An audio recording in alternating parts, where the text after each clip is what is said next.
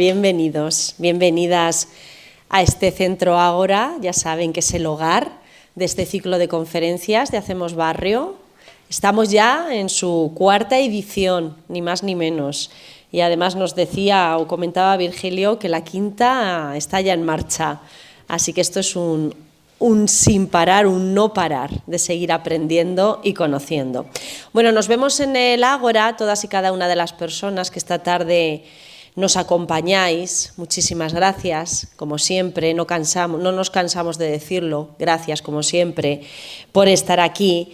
Saludamos también a todas aquellas personas que nos verán una vez, como ha dicho Virgilio Cencerrado, una vez cuelgue este vídeo en la página web de Hacemos Barrio. Bueno, pues a todas esas personas que sabemos que son muchas las que no pueden venir, pero que después les gusta ver estas conferencias y están esperando a que se suban a esa página web para poder disfrutar de las mismas.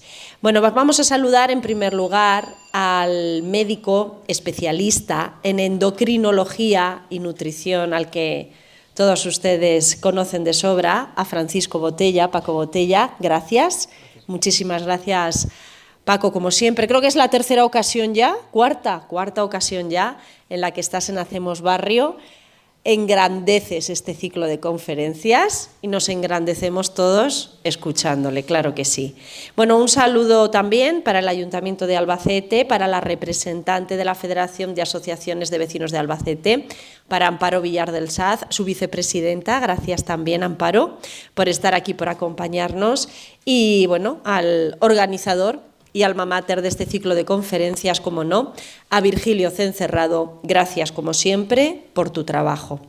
Les vamos a recordar que este ciclo de conferencias está organizado precisamente por la Federación de Asociaciones de Vecinos de Albacete, también por el Ayuntamiento de Albacete, y cuenta con la colaboración del Complejo Hospitalario Universitario de Albacete, de este Centro Ágora de Participación Ciudadana, de la Diputación de Albacete y también por la Universidad de Castilla-La Mancha. Gracias a todas y cada una de estas entidades por colaborar y por apoyar este ciclo de conferencias. Bueno, después de la conferencia, como ha comentado Virgilio, sí que se va a abrir ese turno de preguntas, de debate, que siempre es tan interesante, y además que este público realiza siempre preguntas muy pertinentes y muy oportunas. Bueno, pues les agradecemos también el que las formulen. Y bueno, les voy a presentar ya a Paco Botella. Lo decía al principio, de sobra conocido, pero vamos a dar algún detalle sobre su currículum. Bueno, fue fundador y jefe del Servicio de Endocrinología y Nutrición del Complejo Hospitalario del Hospital de Albacete hasta su jubilación, hace unos años ya, concretamente en noviembre, hará 3 años ahora, en noviembre de 2021. Bueno, ha sido profesor en la Facultad de Medicina, actualmente coordinador del área de nutrición, exactamente, de la Sociedad Española de Endocrinología y de Nutrición. Y además, bueno, es autor de diferentes y numerosos libros sobre esta materia, sobre la nutrición y sobre la endocrinología, y ha dedicado o dedica mucho tiempo también al estudio y a la investigación de la relación entre nutrición y cáncer. Y bueno, es ponente en numerosas conferencias, como hemos dicho, aquí en Hacemos Barrio, cuarta ocasión ya en la que podemos disfrutar de todos sus conocimientos y de toda su sabiduría. Bueno, y no sé si ustedes en alguna ocasión, no sé si recientemente sobre todo, no sé si habrán celebrado algún evento, algún acto en casa, alguna reunión familiar o de amigos en la que haya faltado la comida. Piénsenlo, denle una vuelta, a ver si esto ha ocurrido alguna vez. Si ahora nos dicen que sí, pues se nos cae todo el argumento, ¿verdad, Paco? Yo creo que no, que esto no ha ocurrido nunca, porque bien es cierto que solemos celebrar, o al menos reunirnos siempre a la mesa. Bueno, el ser humano, como nos dice muy bien nuestro conferenciante, se hizo humano al tiempo, o el hombre se hizo humano al tiempo, que aprendió a preparar alimentos, a cultivarlos, a conservarlos y a cocinarlos de maneras mucho más complejas. Y la mesa, como decimos, se convirtió en el lugar de reunión por excelencia. Bueno, en ese proceso evolutivo ganamos como especie, pero la pregunta quizás ahora, o tal vez sea, si seguimos ganando o seguimos evolucionando. En principio debe ser así, pero parece que será todo lo contrario. Bueno, esta es la pregunta que le queremos formular para iniciar esta conferencia al doctor Botella. Ya nos ha dado una pequeña respuesta, creo que no seguimos ganando, creo que no seguimos evolucionando, pero vamos a conocer el porqué. Francisco Botella, cuando quieras, estamos deseosos y encantados de escucharte. Bueno, muchísimas gracias por venir. ¿Te lo coloco aquí? No, bueno, yo tengo esto. Es verdad. Esto no sé si lo quiere quitar, Virgilio. Esto no hace falta que lo dejo aquí o sí. Eso déjalo, ¿no? Vale. Muy bien. Bueno, gracias María José, muy amable como siempre. Gracias a la FABA, gracias al Ayuntamiento por la cuarta ocasión en la que, bueno, tengo el privilegio de contar alguna cosa. Todavía estamos sobrecogidos por la tragedia que ha ocurrido en España hace unos días y quizá podía parecer algo frívolo, ¿no? Que ahora pues la vida sigue y nos dediquemos a algo absolutamente banal en comparación con la tremenda tragedia que ha ocurrido, ¿no? Bueno, pues yo creo que tenemos que seguir adelante y pues a lo mejor este rato que vamos a compartir puede servir para hacer ese paréntesis y pasar un rato divertido. La charla de hoy no tiene un especial carácter educativo, intentaré no ser polémico, ¿no? Ni enfadarme con barbaridades que hacemos con la alimentación, sino sencillamente pues eso, que pasemos un rato divertido juntos y luego pues si acaso pues hacemos un pequeño coloquio, ¿no? Antes de empezar, como siempre, pues muchas gracias Virgilio, porque esto pues está tomando unas dimensiones tremendas y poder, digamos, subirnos a este barco es para nosotros desde luego estupendo. Nada más que eso, el título que lo pusimos hace mucho tiempo, pues le he añadido este paréntesis, ¿no? Puesto que yo no pretendo dar una clase ni ser exhaustivo, sería absurdo pretender en un rato que compartimos hablar de toda la historia de la alimentación. Casi cada diapositiva que voy a poner merecería una charla entera, ¿no? Pero bueno, sencillamente quiero compartir con vosotros pues las cosas que a mí me han llamado la atención y que a lo largo de mis años de ejercicio profesional pues he podido ir acumulando. Bueno, pues esta es la primera diapositiva, un poco que quería compartir. No sé si lo ven bien o no, porque lo que me gustaría es que se fijaran en esos gorilas.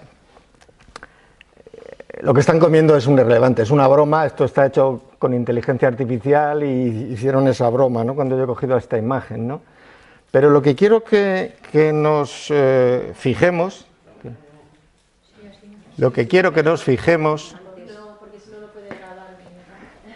bueno, lo que quiero que nos fijemos es la siguiente pregunta. Miramos la tripa del papá, la mamá y el bebé. ¿Estos animales están gordos? Fijaos qué tripa tienen. Si comparamos la figura de estos animales ontológicamente cercanos a los humanos, con la representación ideal de lo que serían los homínidos, ¿no? Perdón, a lo largo de las especies fósiles que se conocen, ¿no? Y el hombre actual, la diferencia que veríamos es que los gorilas tienen la tripa muy abombada y los homínidos no. Y desde luego yo creo que nadie se atrevería a decir es que los gorilas están gordos, porque parafraseando una expresión que me ha encantado de Juan Luis Arzuaga, en la naturaleza, en estado salvaje, o estás al 100% o estás muerto. ¿Qué significa esto? significa que un animal en entorno salvaje no se puede permitir nada que obstruya ese rendimiento físico al 100%, porque si no, alguien se lo va a comer. Bien, pues dicho esto, ¿por qué es? ¿Qué ha pasado aquí? ¿Qué ha pasado? Bueno, pues si miramos realmente las diferencias, fijaos, estos son los chimpancés y los bonobos, que es otra especie parecida, solo nos separamos un 1,2% de nuestro genoma, es decir, el 98,8% de nuestros cromosomas son los mismos. Y esa diferencia, esa pequeñísima diferencia es la que hace la diferencia entre que ellos pues sigan estando en las selvas tropicales del Congo o de Guinea y nosotros hayamos hecho la barbaridad del planeta que hemos hecho, ¿no? ¿Qué ha cambiado? Pues fijaos lo que ha cambiado. Lo que ha cambiado, y aquí tenemos por ejemplo, pues eso, distintos animales y el humano, pues la diferencia en el intestino. La diferencia en el intestino. Fijaos, aquí pone intestino delgado y veis una línea, veis una línea marrón mucho más alta que en los monos. El ser humano tiene mucho más metros de intestino delgado que los monos. Y los monos tienen mucho más metros, todo esto, de intestino grueso que el hombre, que lo tiene así poquito. O sea, nuestro intestino delgado es más largo, nuestro intestino grueso es mucho, mucho más corto. Claro, el intestino grueso, como su propia palabra lo dice, es más gordo, es más grueso y abulta más. Por eso los gorilas parecen que tengan mucha tripa. ¿Y por qué los monos necesitan tener un intestino grueso muy largo y los homínidos no? Porque no comemos lo mismo. Y como no comemos lo mismo, resulta que, el esfuerzo que hay que hacer para alimentar un intestino grueso cuando nos alimentamos es grande, me explico. Vamos a ver si lo puedo explicar con la siguiente diapositiva. Imaginaos que estamos comiendo hojas, brotes, frutas. Y de momento nos encontramos con un rinoceronte muerto. Un rinoceronte muerto, que se ha muerto de viejo porque lo ha matado a alguien o por una enfermedad, lo que sea. No sabemos qué. Imaginemos que alguien por primera vez piensa y dice, ¿cómo puedo yo sacarle partido a esto? Pues lo primero que tengo que hacer es espantar a los buitres y a los carroñeros que haya, ¿vale? Con palos, con lo que sea. Y lo segundo que hago es voy a coger cuanto pueda de este animal, la carne, la grasa que pudiera tener. Pero es que resulta que los animales salvajes, excepto aquellos que hibernan y el mes antes de hibernar, apenas tienen grasa. Y solo tienen grasa en sitios que están muy escondidos. ¿Dónde existe la grasa en los animales salvajes? Dentro de los huesos grandes y dentro de la cabeza, en el cerebro. Ahí está la grasa, en los sesos diríamos, ¿no? ¿Cómo podemos acceder a eso? Bueno, pues podemos acceder a eso de una forma muy, muy complicada. Y es teniendo esta herramienta.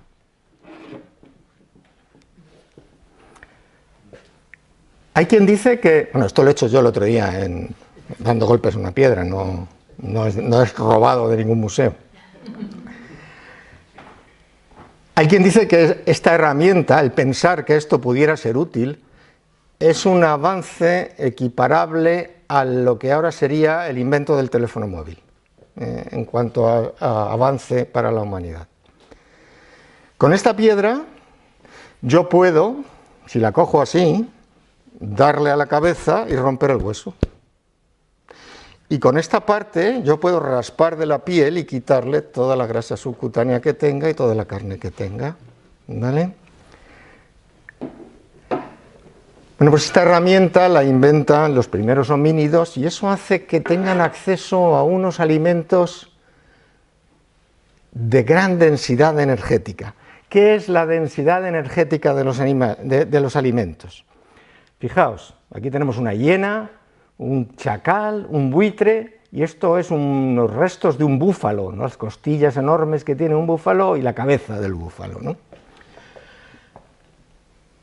La fuerza de mandíbula más potente que existe en el mundo animal es la de la hiena, que es capaz de morder a 400 y pico kilos por centímetro cuadrado. No es capaz de romper esa costilla. No es capaz de romper esa costilla. Como no es capaz de romper esa costilla, ahí está esa médula del hueso y nadie la puede coger. Bueno, pues el invento de las herramientas, de las primeras herramientas, ¿vale? Las primeras herramientas hace que el homínido tenga acceso a una fuente energética de primera categoría. Hay un vídeo por ahí en YouTube de uno de los codirectores de la excavación de Atapuerca, que se llama Eduard Carbonell, donde demuestra, trabajando con los restos de un animal grande y esta piedra, que en media hora trabajando, es capaz de conseguir 2.500 calorías. Es capaz de conseguir 2.500 calorías. La pregunta entonces es, ¿para qué queremos un intestino tan grande? Si ahora los alimentos que comemos ya no necesitan el intestino grueso, que es donde se digiere normalmente la celulosa y se saca energía de la fibra vegetal, ya no lo necesitamos. ¿Y qué pasa con una parte del cuerpo que no necesitas? Cualquier parte del cuerpo pide pan. O sea, cuando no estás comiendo, hay que seguir mandándole sangre, hay que seguir mandándole glucosa, hay que seguir alimentándolo, hay que seguir sosteniéndolo. Si realmente lo que comemos ya no llega ahí y no necesitamos eso para nada, lo que hacemos es reducir, y con lo que me ahorro, ¿qué hago? Con esas calorías que me sobran porque ya no tengo que alimentar a ese intestino tan grande, se lo doy al cerebro, le doy más calorías al cerebro. Al darle más calorías al cerebro nos encontramos con una cosa, y es que el cerebro es una herramienta, es la herramienta más eficaz que existe de supervivencia, ¿no? De hecho, pues, al crecer el cerebro, ¿qué ocurre? Al crecer el cerebro lo que ocurre es que somos capaces de inventar nuevas herramientas y hacer más complejo todo, ¿no? Y ir avanzando. Fijaos, este gráfico, se lo ponía siempre a los estudiantes, es lo que gasta los distintos órganos del cuerpo, ¿no? Esto de aquí significa lo que pesa, MF significa hombre-mujer, ¿no? ¿Vale? Un cerebro pesa aproximadamente 1,5 kilos, ¿no? 1,6 kilos, 1,430 kilos, más o menos, ¿no? Y una cosa que solo pesa 1,6 kilos, se chupa el 21% o el 20% de todas las calorías que comemos. O sea, algo que solo pesa el 2% del cuerpo, se come la quinta parte de todo lo que comemos. Esa cantidad tan grande de energía que necesita el cerebro, y que no para de día y de noche, eso está continuamente consumiendo, pensar gasta muy poquito desde el punto de vista energético, pues necesita obtenerse de algún sitio. ¿De dónde la ha obtenido el ser humano actual para llegar a donde estamos? De la reducción del intestino y ese ahorro energético que supone en el asunto. Fijaos, para que os hagáis una idea, esto es un músculo, un hombre normal, no iba a decir de Atapuerca, ¿no? O de la cueva de Altamira, es decir, no el de ahora, porque aquí el que ponga que un hombre normal pesa 87 kilos no es que esté gordo, es que era un culturista, como eran entonces, ¿no? ¿Vale? Y estos tienen 30 kilos de músculo, y 30 kilos de músculo comen lo mismo, 21%, que el cerebro, de 1 kilo, 1,6 kg. Fijaos la diferencia de consumo de energía que lleva el cerebro, ¿no? Bueno, pues todo esto, todo este desarrollo del cerebro es posible en base a alimentarnos con cosas que tengan más densidad energética. ¿Qué es la densidad energética? Si pensamos en algo que tenga 1 gramo, pues si tiene menos de 1 caloría por gramo, baja densidad energética. Las frutas, las verduras, baja densidad energética. Si tiene más de 1 caloría por gramo, alta densidad energética. La carne, el pescado, la grasa, etc. El resultado de eso, las diferencias son enormes. Para que os hagáis una idea, si 100 gramos de, no sé, de fruta o de verdura, pues andamos en 20, 30 calorías, 100 gramos de carne o de pescado tienen 300, y de grasa llegamos a 800, 900. Quiere decir, estamos hablando de como poco 10 veces más energía con 10 veces menos cantidad. ¿Para qué queremos tanto intestino? Y ese es el resultado evolutivo. ¿Qué diferencias hay entre lo que comía él entonces, el de la cueva de Altamira, a lo que comemos ahora nosotros? Bueno, pues esto se estudió hace ya al menos 30 años y se vio lo siguiente.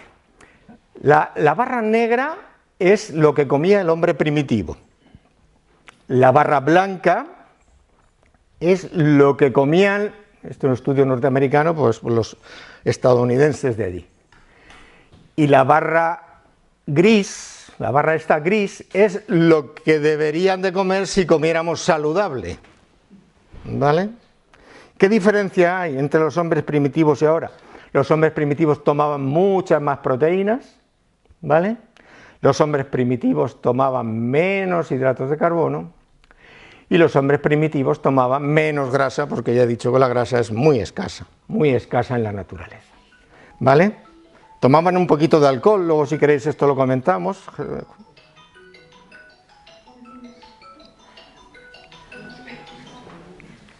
Gracias.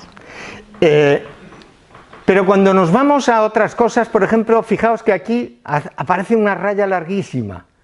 Esta es la mayor diferencia entre lo que comemos ahora y lo que comían en la cueva de Altamira, la sal.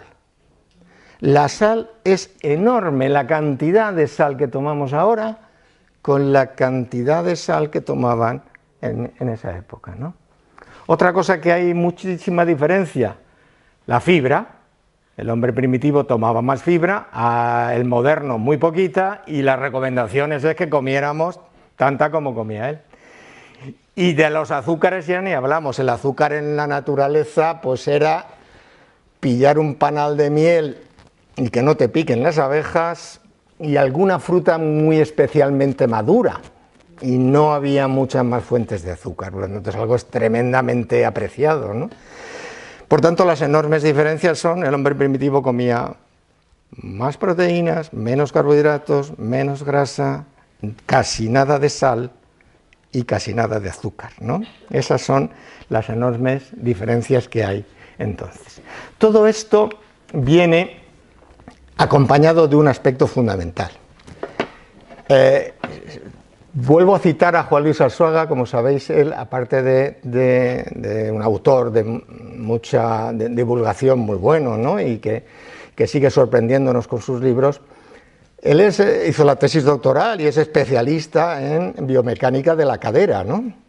Y él calculó, y en sus conferencias siempre lo explica, que el cuerpo humano, el cuerpo de un humano moderno, está diseñado para andar entre 14 y 16 kilómetros diarios, ¿vale? Por tanto, todo ese dispositivo de obtener alimentos, de digerirlos, ese intestino preparado para aprovechar esos alimentos, está diseñado para poder andar 14, 15, 16 kilómetros diarios, ¿no? No solo andar, sino también hacer algún tipo de ejercicio anaeróbico, como puede ser pues una carrera de sprint para cazar y clavarle una lanza a un ciervo, ¿no? Que están ahí. Pero pues, estaban básicamente andando. ¿Qué quiere decir esto? que cualquier aproximación a una dieta, a una alimentación saludable que queramos hacer hoy en día, si no va acompañada de un ejercicio físico, ya va a fracasar, porque nuestro cuerpo no está diseñado para estar en una silla. El otro día oí a una fisioterapeuta decir: la silla es el peor invento de la historia de la humanidad. Pues lo único que produce son enfermedades, y luego, si no hacemos ejercicio, el resultado de eso va a ser siempre trastornos metabólicos, porque el organismo no estaba preparado para eso. Por tanto, muy importante, y daría para otra charla, pues el tema del ejercicio físico.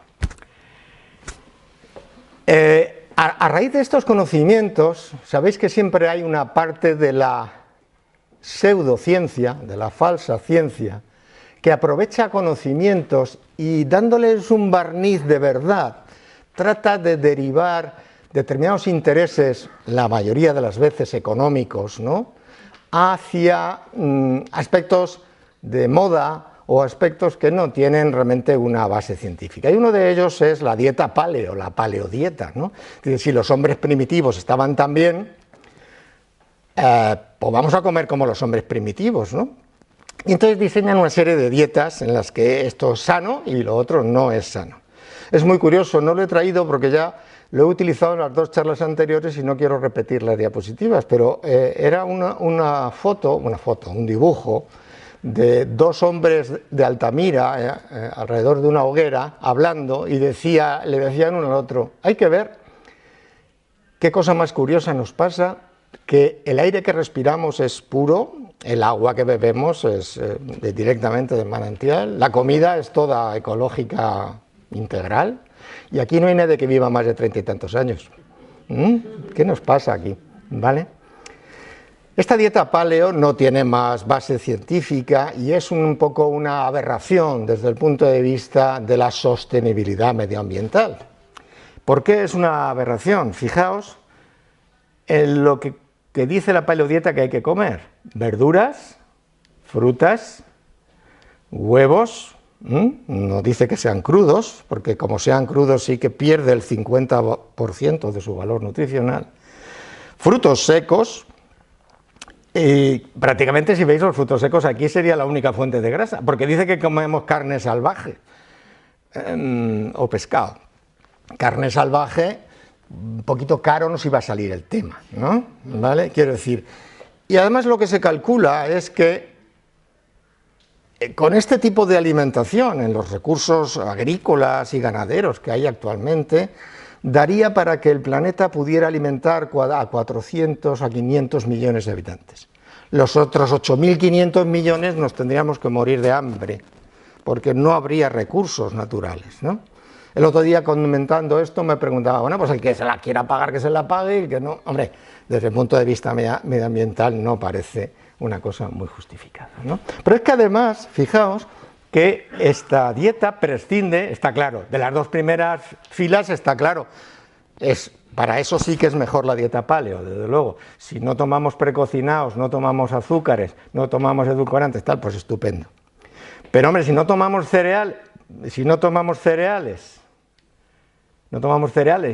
legumbres, no tomamos lácteos, pues realmente nuestra alimentación sería muy complicada y sería difícil, ¿no?, alimentarnos en el día a día. Pero es que además, en su ingenuidad, este tipo de dietas cae en la contradicción, que es en el que, si nos ponemos en qué se encontraba en la naturaleza el hombre de Altamira, pues el hombre de Altamira en la naturaleza, bueno, en Altamira no había plátanos, pero donde hubiera plátanos, lo que se encontraría el hombre de Altamira es esto, ¿vale? No cogería un plátano y sería esto, porque el plátano original, lo que se llama el agriotipo, o sea, la planta de la que procede lo que ahora cultivamos, pues era esta cosa incomestible.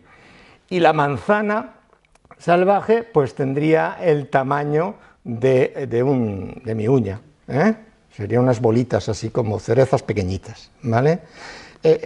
Del maíz ni hablamos, porque el maíz salvaje es una cosa pues, que tiene unos granicos ahí pequeños, que es absolutamente muy poco rentable desde el punto de vista energético. Por tanto, es una dieta que muchas veces, pues bueno, son modas, son ganas de sacarle un poquito el dinero a la gente, y realmente tienen muy poca base desde el punto de vista sobre todo de la sostenibilidad medioambiental, pues no hay por dónde cogerla.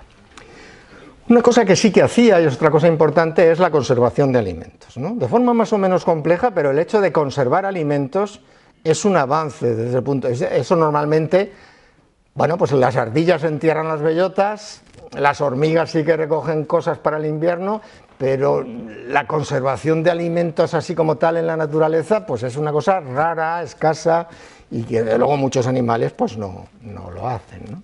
¿Vale? Al principio pues era todo muy primitivo, obviamente, ¿no? Pues con humo, al sol, secando esto al sol, con sal.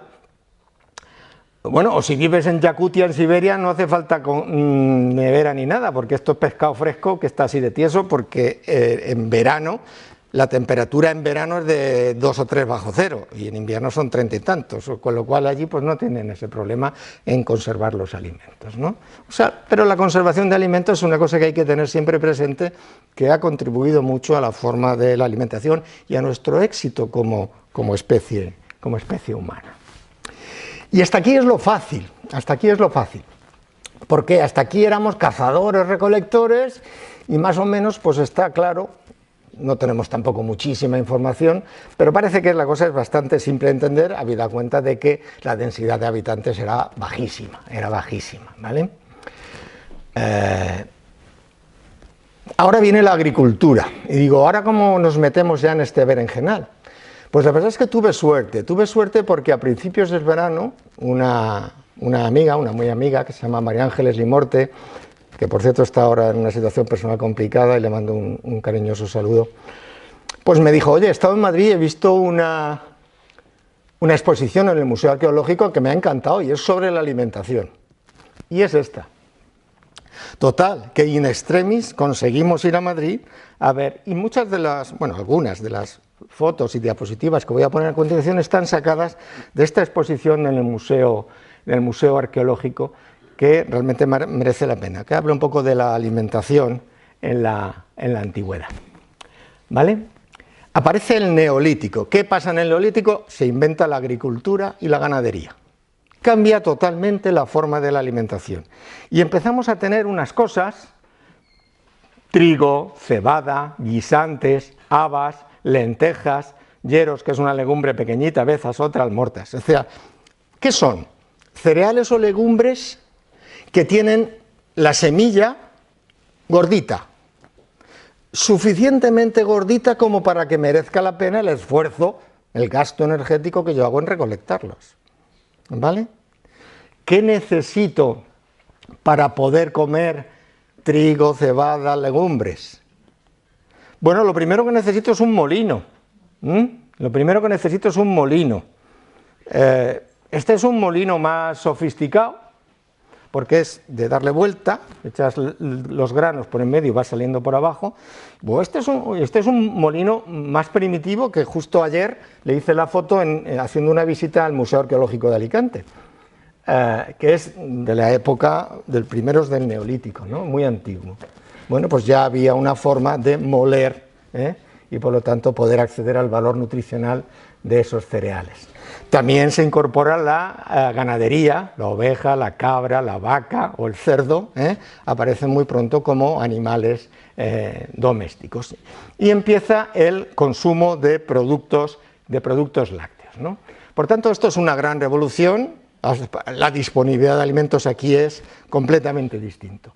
¿Y qué pasa con esta disponibilidad de alimentos? Que se produce en exceso, la rentabilidad es muy grande. Y hay que almacenar los alimentos.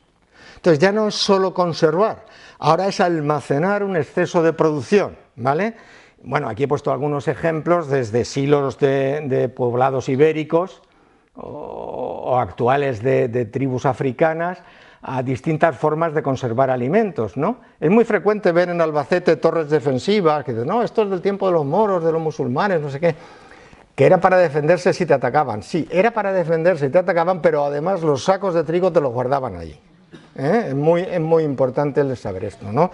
O los hórreos, para que no entraran los roedores y librar de la humedad, o los famosos pozos de nieve, ¿no? Los pozos de nieve donde eran capaces de, pues allí en la provincia de Albacete tenemos varios ejemplos, ¿no?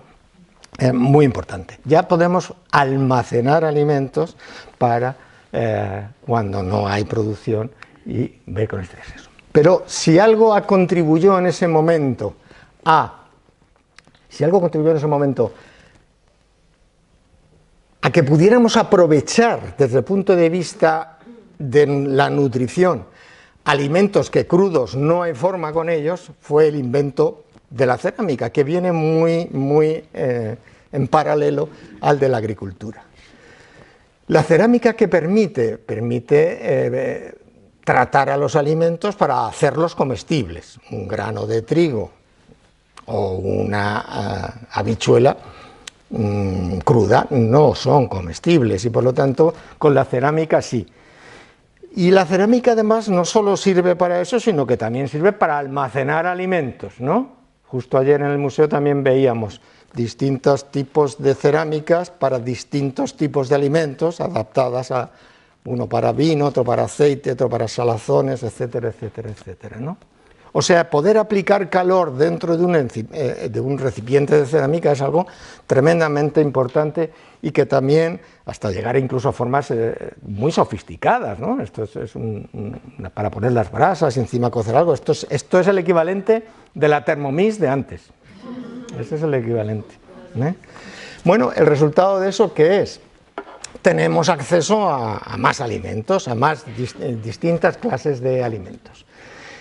Básicamente, aquí aparece algo que luego generó mucha polémica, y es el consumo de lácteos. Hay que tomar lácteos, hay que tomar leche, es buena, es mala, ¿vale? Bueno, parece que llevamos 9.000 años tomando leche. 9.000 años tomando leche, ¿vale? Incluso, y esto es una noticia pues relativamente reciente, ¿no? Esto es hace una semana o así, pues ya se sabe que los primeros europeos prehistóricos usaban leche a pesar de que no la digerían bien. ¿Cómo es esto? Bueno, la leche tiene un azúcar, se llama lactosa. Ese azúcar, que por cierto es muy poco dulce, ese azúcar necesita un trabajo digestivo, una enzima que lo digiera, que lo parta como una tijera.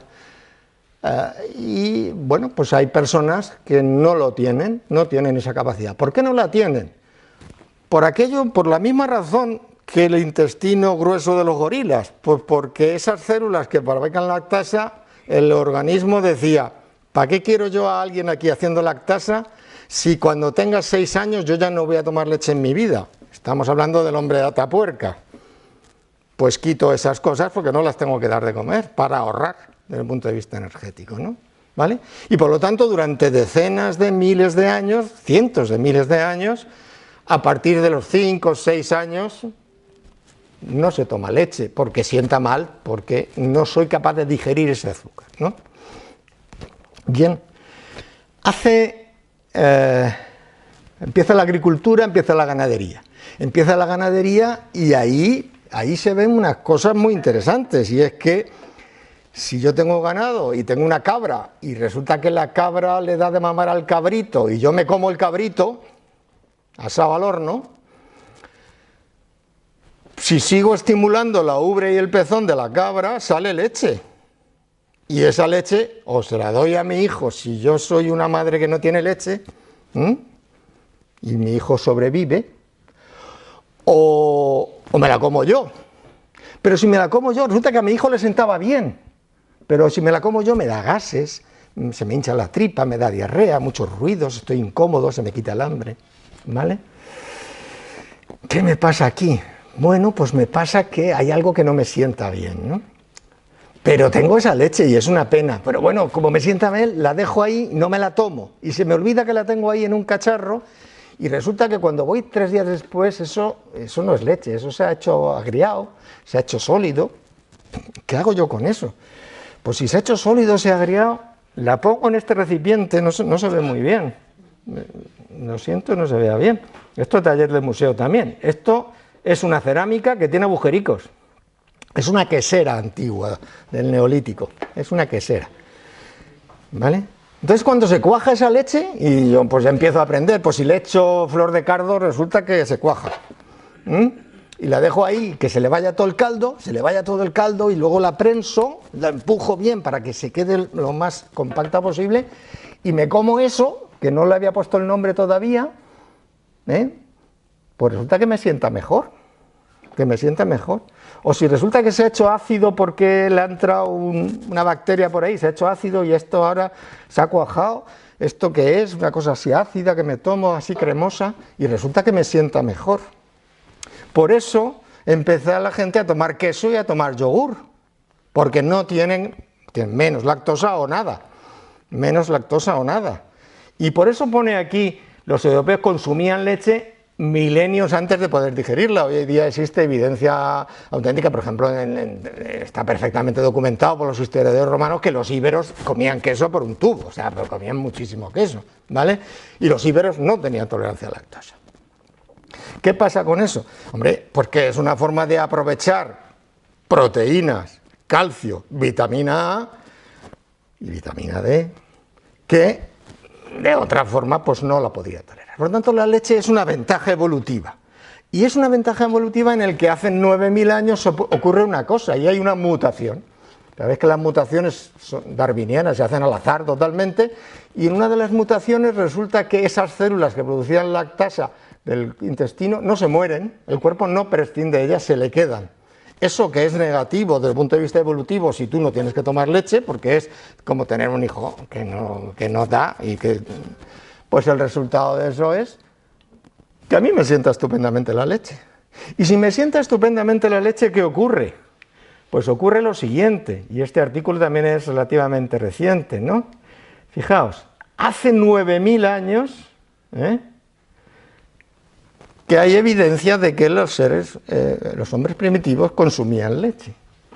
Y además dice aquí, la frase que dice es que este consumo les daba ventaja evolutiva en situaciones de hambruna o de enfermedad. De hecho, si alguna vez vais a Madrid, fijaos en el rastro, en la plaza esa de Nuevo Mundo, del rastro, que hay unos azulejos antiguos de una lechería que pone venta de leche para niños y enfermos. Bueno, pues era verdad hace 9.000 años. Y resulta que estos que toleraban la leche se defendían mejor. Se defendían además mejor en unas circunstancias muy curiosas, que es en un entorno de clima más desfavorable, más hacia el norte, donde hay más nubes, donde está nublado, donde el rayo de sol está más inclinado y en invierno casi no hay, donde la fabricación de vitamina D en nuestra piel es muy escasa, y la vitamina D, si no la sintetizo en mi piel porque no me da el sol, la tengo que comer de la grasa, porque es una vitamina liposoluble, y no tengo grasa, porque los animales son salvajes y no tienen grasa. ¿Y de dónde saco yo la grasa? Pues la leche tiene grasa y tiene vitamina D. Y si yo soy una mujer que no come vitamina D, y un hombre también, tengo raquitismo, pero si soy una mujer con raquitismo y me quedo embarazada, me muero del parto. El niño no nace, porque la cadera la tengo deformada. Y se muere, y te mueres. Entonces, ¿qué mujeres sobreviven? Las que consiguen más vitamina D. ¿Y quién consigue más vitamina D? La que tiene la piel más blanca y la que tolera la leche. Y ese es el resultado evolutivo por el cual, a medida que uno va al norte, y este es un diagrama precioso de este artículo. Vamos a ver, el científico que publique un artículo aquí, ya lo siguiente es que le den el premio Nobel. Es decir, la máxima aspiración científica, es la revista más difícil de publicar que hay, porque es la más exigente y la más rigurosa de todas, ¿no? Bueno, pues aquí está un poco toda la expansión. El color rojo es cómo el color rojo va avanzando por Europa en el Paleolítico, y cómo hay más sitios, más restos fósiles de gente donde tú le analizas el ADN y hay tolerancia a la lactosa en enterramientos de hombres primitivos. Y la situación actual es esta de aquí. La situación ahora es esta de aquí. Y estos son los porcentajes de la población de tolerancia a la lactosa. ¿Vale? Latinoamérica, que no sé por qué decimos Latinoamérica, si es Hispanoamérica o Iberoamérica. África, excepto un puntito de los masái, estos que toman leche, y China y todas estas partes, como no han usado leche, pues no la toleran, y cuando vas más hacia el norte, pues hay mayor tolerancia a la lactosa.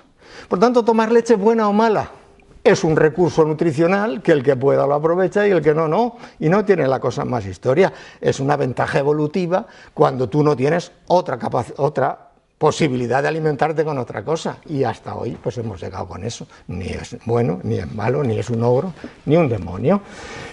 Y luego pues hemos inventado todo esto. ¿Esto qué es? Pues esto es la característica. Todas estas marcas, por cierto que me he dado cuenta que he puesto mucho Puleva, parece que me hayan pagado 1000 euros de Puleva, ¿no? Me he dado cuenta. Excepto esta que vale lo mismo, esta vale lo mismo que la normal, la entera normal. Las demás son una característica, son todas que valen el doble. ¿Vale?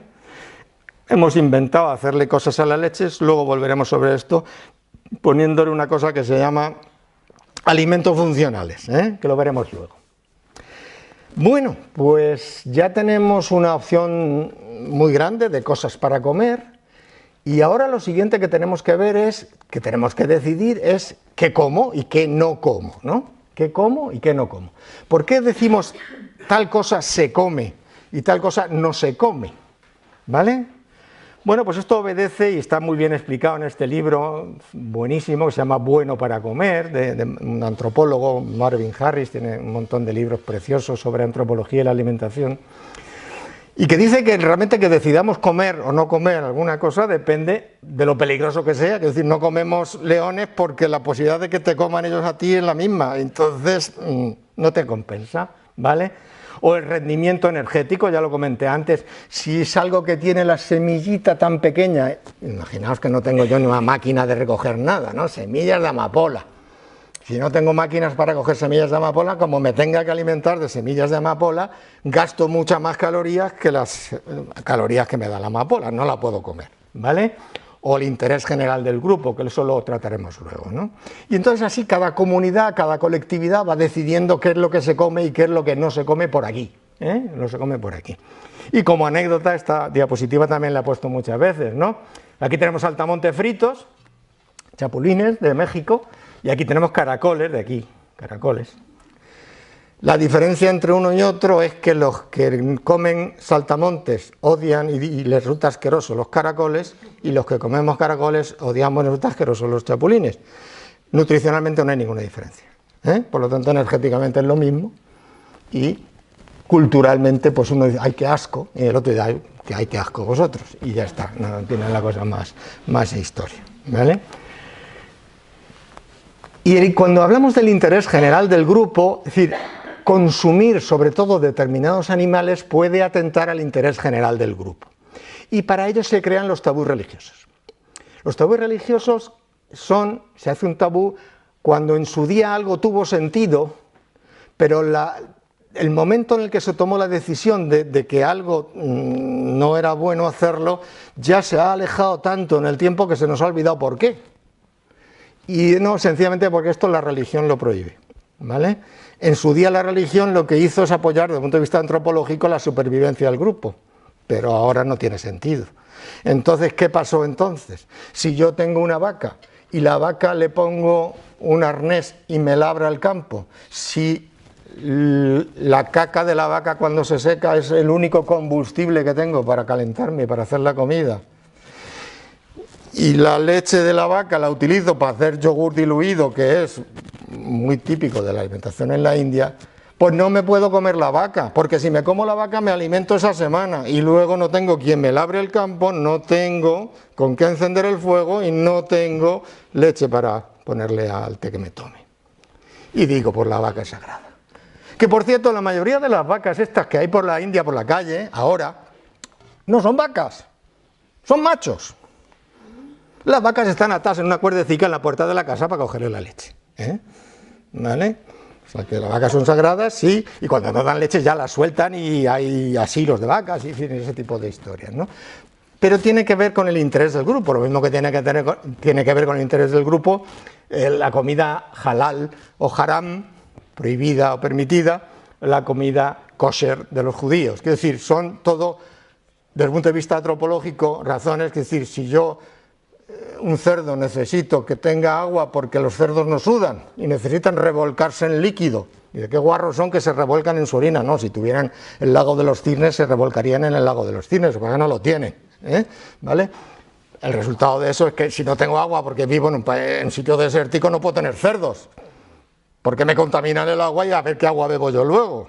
¿Me entendéis la cosa? Es decir, que todas las tabúes religiosos tienen que ver con motivos desde el punto de vista antropológico, que también está explicado muy bien en este libro de Marvin Harris que tenéis aquí. Vamos avanzando a otras cosas interesantes, ¿no? Van introduciéndose nuevos alimentos, ya estamos hablando del primer milenio antes de Cristo, pues aparece la vid, el olivo, otros cereales, la avena, el mijo, los almendros, las granadas, los manzanos, ya se empiezan a cultivar, ¿vale? Ahí aparecen las gallinas vienen un poco después que los animales más grandes, ¿no? ¿Vale? Y básicamente la alimentación en toda la época antigua, ¿no? Grecia, en tiempos de Roma y tal, pues era básicamente vegetariana, con muy poca presencia cotidiana de la carne, ¿no? Os he puesto aquí, por ejemplo, lo que sería la ración de un legionario romano, alguien en principio privilegiado desde el punto de vista de la alimentación, porque tenía que estar en buena forma, ¿no? ¿Vale? Pues ¿qué comía? Pues mira, legumbres, lentejas, alubia, garbanzos. La alubia que comían es esta que llamamos aquí caritas, esa pequeñita que tiene, porque esa es la originaria europea, la grande viene luego de América, ¿no? Garbanzos, lentejas, mucho, ¿vale? Cereales, pues ya está. Verduras, pues coles, nabos, cebollas, judías verdes, ajos, tal. Carne que comían, pues carne, cerdo salado y lo que podían cazar por ahí. No era difícil, ¿no? Complicado, ¿no? Y ya veremos un poquito. Mucho aceite, lógicamente, muy importante, y el pan. El pan era la base de la alimentación. Vino tomaban, pero sobre todo en festivos, diluido con agua. Los legionarios concretamente no tomaban en general vino, excepto en fiestas. Lo que tomaban era agua mezclada con vinagre, se llamaba posca, porque era una forma de higienizar el agua y que no tener epidemias de cólera, ¿no? Varias epidemias famosas de cólera en legiones determinaron muchas veces la historia del Imperio Romano, como le pasó al padre de Pompeyo, por ejemplo, etcétera, etcétera. Así que hay mucha historia con eso, ¿no? Y luego, pues, de aderezos que tenían, pues miel, sal, el famoso, esta salsa garum, que no se sabe bien lo que es, unas vísceras de pescado fermentadas y tal, que no se ha conseguido reproducir.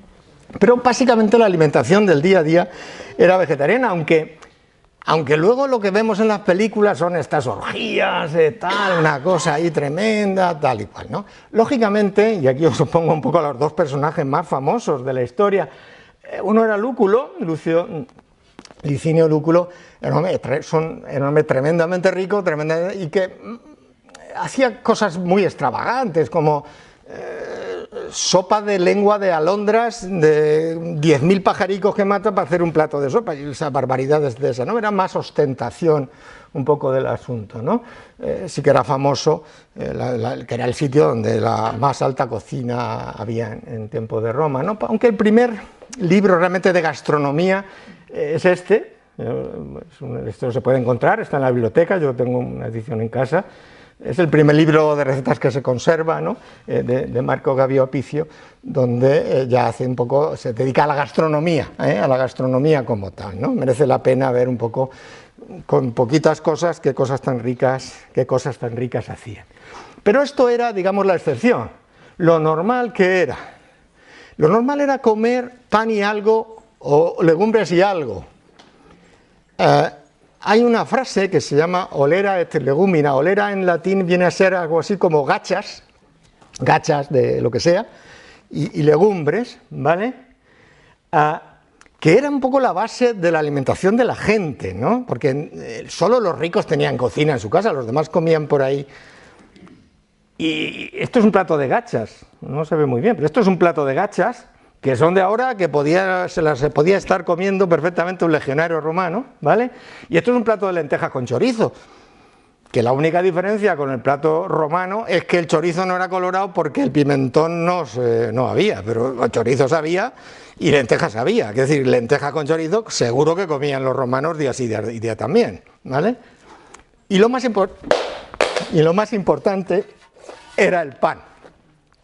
De hecho, hay una crónica muy interesante desde el punto de vista que era cuando el ejército de Escipión conquista Cartagena, a los cartagineses, el premio que se le da a los soldados es el equivalente a lo que llamamos un bollo preñado. ¿Sabéis lo que es eso? Es un pan que se cocina dentro, ¿cómo se llama también eso? Hornazo se llama, o algo así, ¿no? Es decir, que es un pan que dentro le mete pues, trozos de queso, de chorizo, de tocino, lo que sea, ¿no? Ese es el premio que se le dio a los legionarios por conquistar la principal ciudad púnica Y este hombre que debía ser insoportable, el Marco Porcio Cartón porque debía ser súper pesado, era como el que quería volver a las costumbres antiguas, a la rigidez, a la austeridad, hizo leyes contra que se prohibiera llevar joyas y ostentaciones, bueno, era tremendo, ¿no? Pues escribió un libro un poco sobre agricultura y fue un poco el que estableció esas normas de que realmente la alimentación era esto y que lo de que había en las orgías de este tipo, que esos eran unos degenerados y que los verdaderos romanos lo que tenían que comer era esto, ¿no? Y un poco como debía ser tremendo, sabéis que era bastante insoportable el señor. Hay un historiador que se llama Polibio, que escribió nada menos, así una cosa sencillica, la historia universal. Y en esa historia universal hay un párrafo que dice que en Iberia las tribus en las casas tenían la costumbre de poner un plato de comida al centro y la gente pues cogía algo y se retiraba y venía otro y se retiraba, ¿no? Fijaos lo antiguo que es la costumbre de cucharada y paso atrás, que todavía seguimos conservando hoy. Pues es una costumbre que ya está reflejada por Polibio en esta obra y que yo he puesto aquí diciendo, mira, actualmente todavía hay premios de concurso de cucharada y paso atrás. Pues viene reflejado cómo era la alimentación ibérica ya en tiempos de los romanos, ¿vale? Y otra cosa importante desde el punto de vista nutricional es el significado real de los sacrificios animales. Siempre decimos, fíjate qué bárbaros eran que sacrificaban cualquier cosa, ¿no? Incluso en el Nuevo Testamento, cuando van a presentar al templo al niño Jesús, llevan 2 palomos para que sacrificaran 2 palomos. Pues era como costumbre sacrificar animales para pedir la benevolencia de los dioses, ¿no? Pero estos animales se los comían luego. Quiero decir, de hecho, hay una expresión, seguramente habéis conocido la expresión hecatombe, en griego literalmente significa 100 bueyes, hecato, 100, hecatombe, que es el máximo sacrificio que se hacía porque venía la desgracia más grande, o sea, que vienen los persas y nos van a matar a todos. Matamos a 100 bueyes para los dioses, para que nos favorezcan. Y los dioses, casualmente a los dioses lo que más les gustaba era la piel y los huesos, que se los ponían allá en la tal. Y la carne la salaban y se la comían ellos. Es decir, era una forma de tener nutricionalmente reservas, ¿no?, para este tipo de cosas. Por lo tanto, el significado de los sacrificios de animales o de los sacrificios humanos en Mesoamérica siempre era desde el punto de vista nutricional. La religión siempre en ese sentido es una excusa para no morirte de hambre, ¿no? Estamos avanzando, que si no es muy largo. Estamos en la Edad Media ya nada menos. Aquí, ¿qué pasaba? Pues que había hambre, había mucha zoonosis por enfermedades, por convivencia con animales, con malas condiciones de higiene, y ahí realmente solo comían bien la gente de la nobleza y en los monasterios.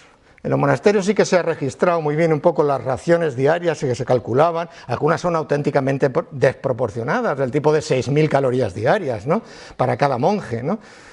Si los que hayáis visto la película En nombre de la rosa ya sabéis lo que hacían luego los monjes con su exceso de comida, pero bueno, eso es otra guerra, ¿no?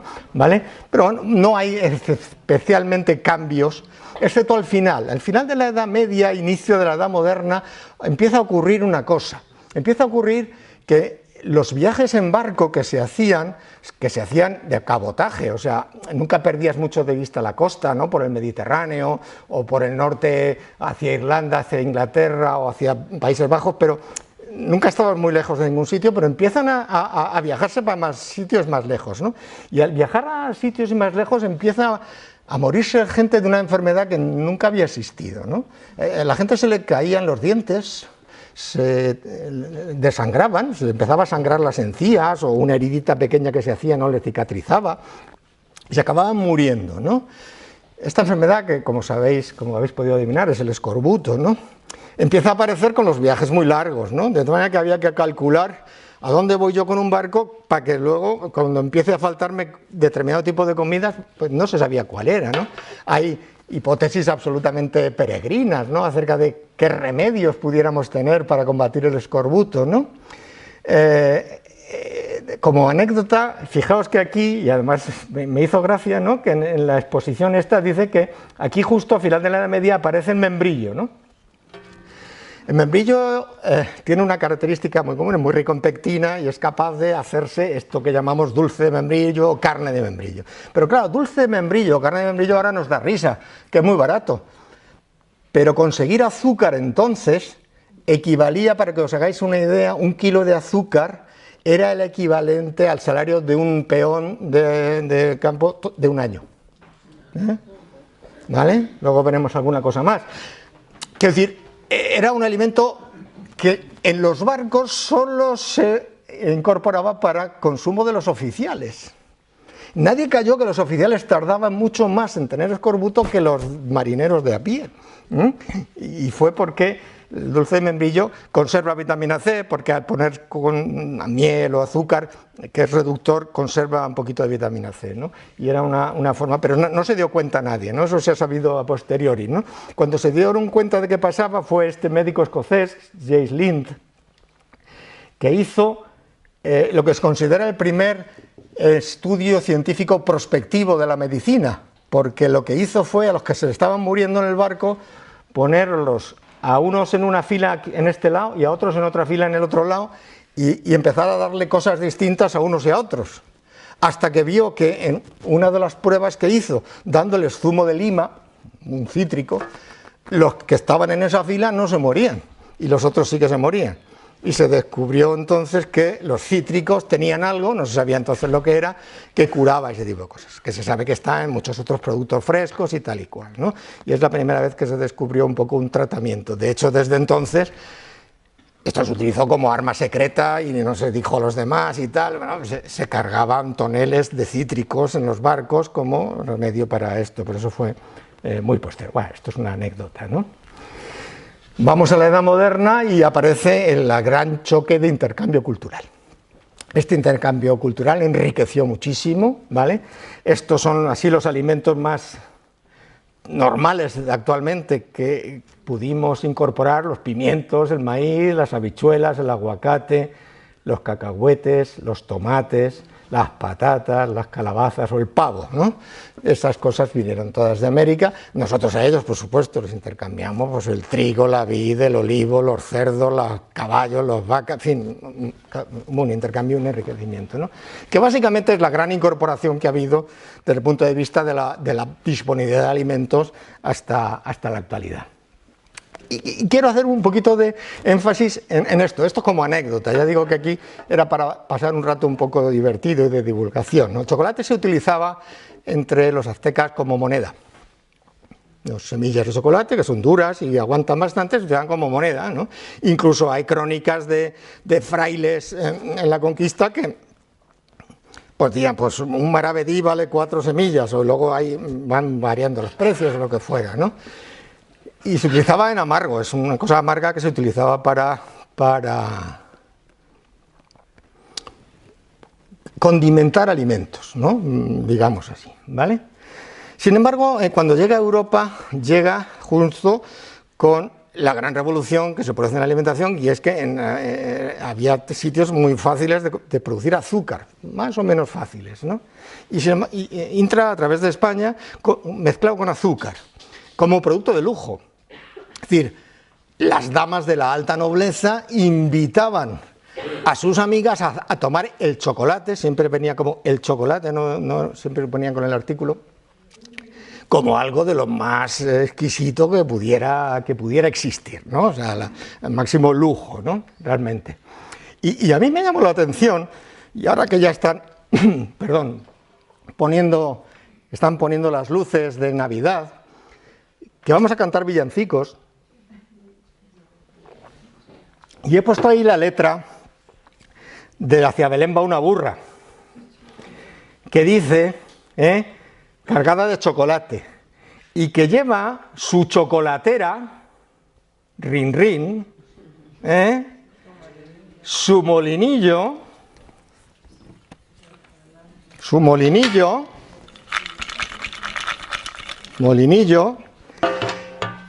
y su anafre, donde iban las brasas para mantener caliente la chocolatera. ¿Vale?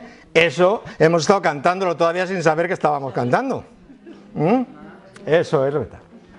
Y el chocolate originariamente se tomaba en este tipo de recipiente, que es un tipo de calabazas de allí. La calabaza viene de allí. ¿Alguien sabe el nombre de esta calabaza? Esta calabaza se llama jícara. De ahí viene luego que la tacita pequeña de tomar el chocolate, que luego se llamaba una jícara de chocolate, viene del nombre de esta calabaza. Seguimos avanzando, y ¿qué cosas pasan?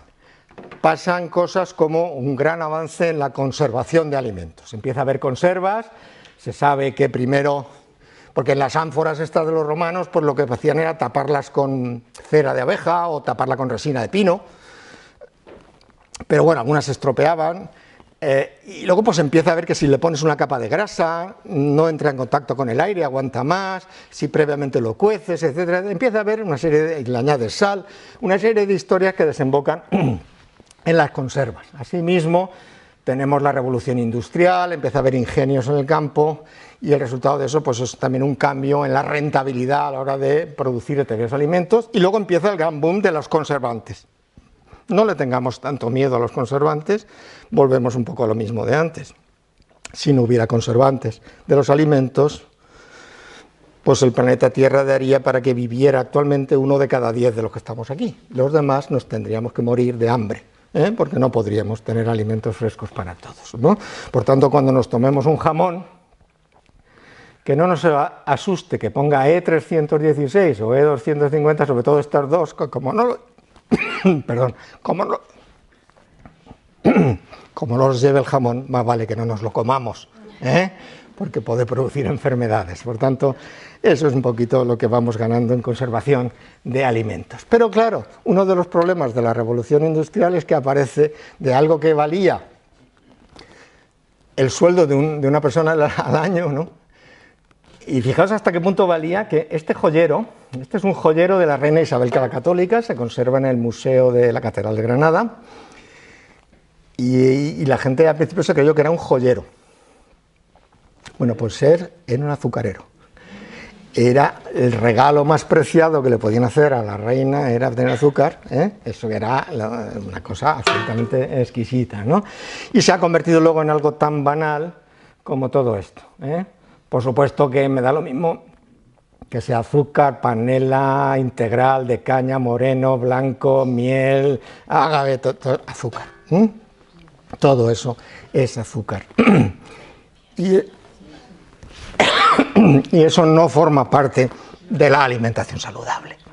No forma parte de la alimentación saludable. El cerebro es ávido del dulce, porque en la naturaleza es una cosa muy escasa. Cuando se han hecho experimentos en ratones y se les ha puesto en un cacito azúcar y en otro cacito cocaína, y se moja el suelo de la jaula, y se le ponen 2 cables, y cuando la rata se acerca a un cacito, calambrazo, y la rata se va. Y cuando se acerca el otro cacito, calambrazo, y la rata se va. Bueno, pues al final la rata se acerca al azúcar, aunque le dé calambrazo, y a la cocaína se acerca. Más poder adictivo, más intensa la señal en la resonancia magnética nuclear en los circuitos de recompensa del azúcar. El resultado de eso no solo es enfermedades metabólicas diversas, no nos olvidemos de la caries, y el impacto económico. La caries sin azúcar no existe, ¿vale? El azúcar se hace tan omnipresente que no me he podido resistir a poner esta frase. Adam Smith es el padre de la economía liberal, el primero que dijo un poco de el libre comercio y todas estas cosas, ¿no? Bueno, pues este hombre tiene una frase muy curiosa que dijo que el azúcar, el ron y el tabaco son cosas que no son necesarias para la vida, pero se han convertido en objetos tanto de consumo tan universal que son extremadamente adecuados para ponerles impuestos. Porque sabes que todo el mundo va a tomar. Bueno, pues todavía estamos esperando que le pongan impuesto al azúcar, que ya lo dijo este señor, que sería la forma en la que se reducirá el consumo de azúcar. Pues no hay manera, ¿vale? Y si no tomamos azúcar, caemos en los edulcorantes, ¿qué es mejor o no? Hombre, si uno es diabético es mejor que tome edulcorantes, pero si uno sigue enganchado al dulce, el cerebro sigue enganchado al sabor dulce, con lo cual no solucionamos gran cosa. Y llegamos prácticamente a la actualidad. ¿Qué ha pasado ahora? Más disponibilidad de alimentos, más manipulación industrial de alimentos, la incorporación de la mujer al trabajo y por lo tanto menos tiempo cocinando, y sobre todo, y muy importante, puesto en mayúscula, la disminución del ejercicio físico. El resultado de todo eso es que nuestra alimentación ha cambiado muchísimo y ahora comemos mucha grasa, mucho azúcar, mucha sal y demasiado alcohol. Y eso que hay guías de alimentación saludable, hay, pero toneladas distintas, ¿no? Todas muy recomendables, ¿no? Pues cuanto más guías de alimentación saludable hay, peor comemos. Y en parte se debe a esta historia, ¿no? Que muchas veces confundimos qué es un alimento natural, qué es un alimento procesado, qué es un alimento ultraprocesado, ¿vale? Los alimentos naturales hay que cocinarlos, ¿vale? A menos que te comas cruda la lechuga, que no pasa nada. Pero al alimento procesado ya le haces algo, le añades sal para conservarlo, o lo refinas, quiero decir, pues por ejemplo, no sé qué deciros, pues una lata en conserva de sardinas, pues eso es un procesado, o un salchichón al que uno le echa determinados conservantes, pues es un alimento procesado. Pero cuando tú coges alimentos procesados, y ingredientes también procesados, alimentos simples, pues una botella de aceite es un alimento procesado, de la oliva, has sacado aceite, pues eso es un proceso industrial, ¿no? ¿Vale? Y empiezas a mezclar procesados con procesados, te salen los ultraprocesados. Y los ultraprocesados tienen todos una característica, que si tienen más de 5 cosas, y casi todos la tienen, alguna es mala. Y os pongo aquí algún ejemplo. Esto, lo que pasa es que no se va a ver. ¡Ay, qué pena! Bueno, este es un zumo, zumo de naranja. Y he puesto aquí una flechica. Fijaos cuánta naranja tiene. O sea, el 90% es agua y colorantes y conservantes. ¿Vale? Tiene más de 5 cosas. 90% agua del grifo. 10% de zumo. ¿Vale? Y esto que es galletas integrales de avena, una cosa ya de lo más saludable posible. De lo más saludable posible. Pues fijaos, si tiene avena 36 y trigo un 20, si sumamos, pues da 56, ¿no? 56 y medio. ¿Qué significa que es 56 y medio? Pues significa que 43 y medio no es.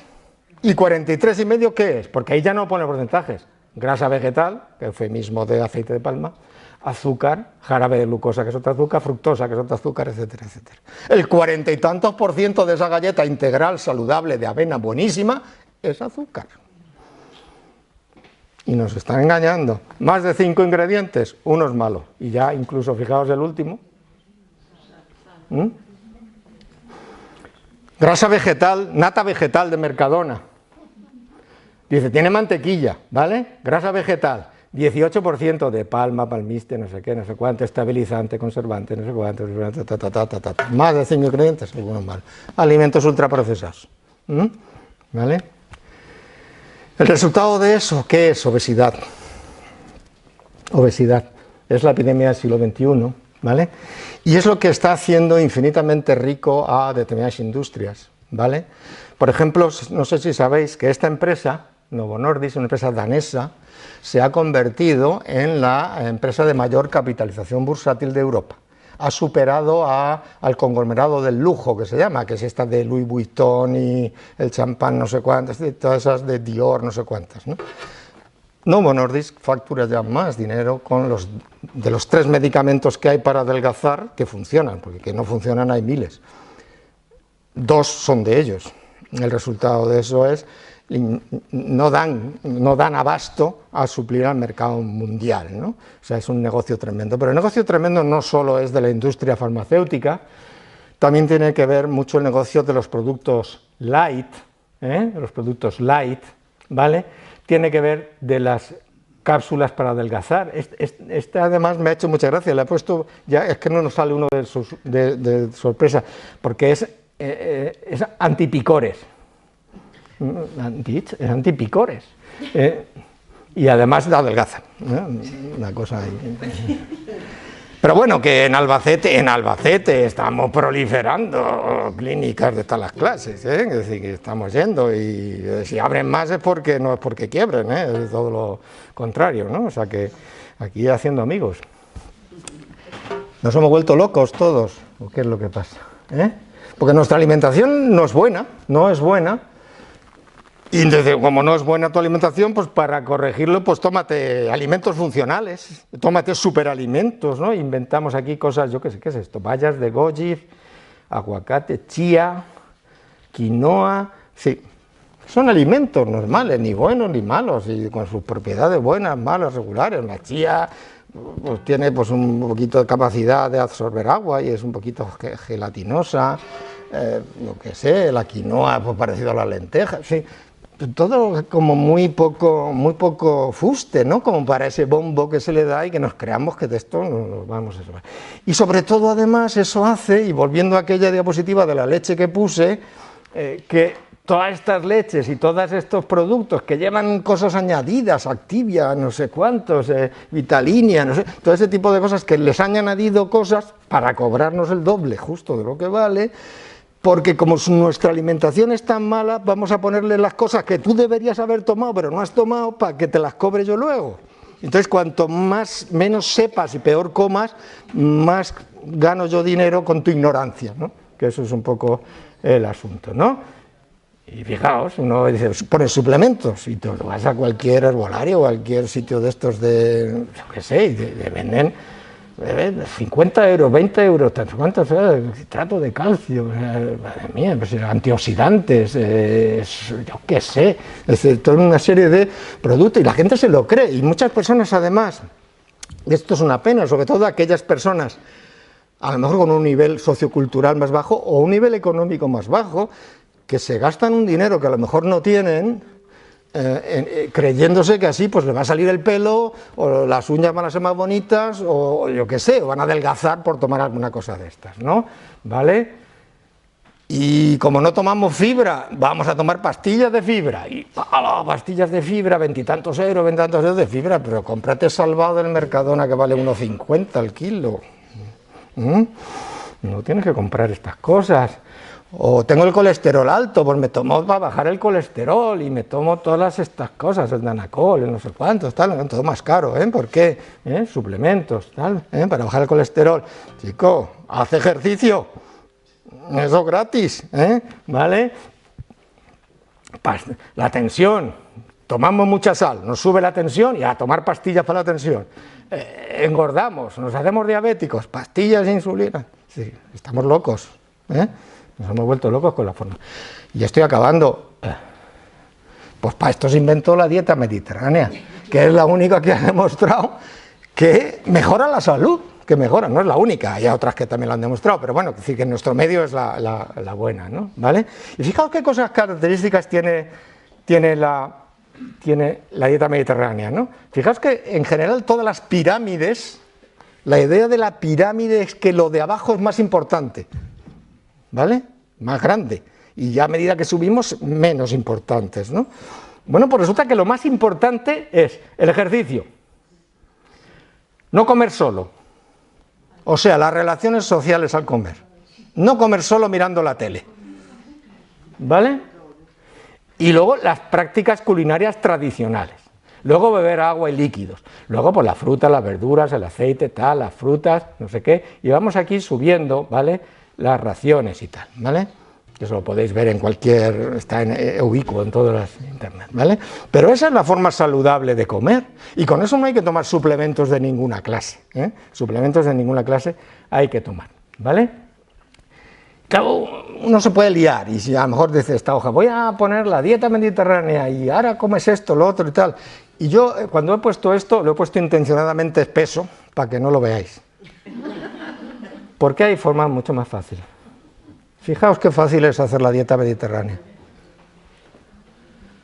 ¿Qué comer más? ¿Qué cambiar? ¿Y qué comer menos? Comer más fruta y verdura, comer más legumbres, más frutos secos, crudos, no fritos y con sal, ¿eh? Y llevar una vida activa y social, muy importante. ¿Qué cambiar? Pues de cualquier cosa que bebas a agua. Con gas o sin gas, se puede elegir, ¿eh? Que los alimentos sean integrales, ¿vale? Que tomemos como grasa aceite de oliva y que tomemos alimentos de temporada y de proximidad, ¿vale? Que comer menos sal, pero no sal del azúcar, del salero de la mesa o de la cocina, sal de los ingredientes de los alimentos procesados que tomamos, que esa es la principal fuente de sal, ¿vale? Menos carne roja y carne procesada era ya el salchichón, el jamón, eso ya es procesado, ¿vale? Y nada de ultraprocesados, eso sí que ya nada. Fijaos qué sencillico es hacer la dieta mediterránea, ¿vale?